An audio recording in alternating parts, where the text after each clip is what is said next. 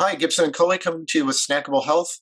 For those of us in the media, you and I, Pyle, we're always online talking. And there was a woman in Tulsa this weekend, one of the broadcasters, who, while she was talking, began to have some garbled speech. And she appropriately said, "I'm just not right," turned things over to the meteorologist. And it turns out she was having a stroke. Talk to us a little bit about the early signs of stroke and what we need to do to recognize them and get to the hospital quickly.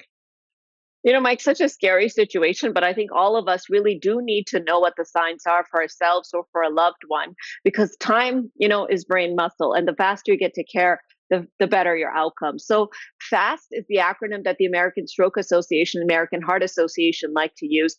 So, F stands for facial drooping. So, if you have one side of a face that happens to be drooping, A stands for arm weakness.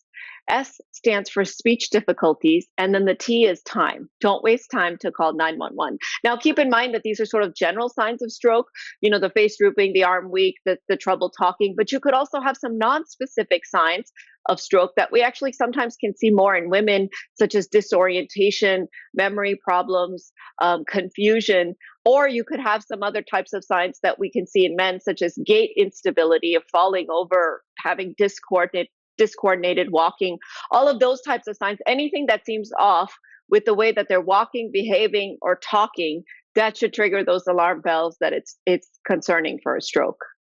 Yeah, I want to emphasize time. I mean, really, minutes matter here. And, this woman got into the hospital very quickly.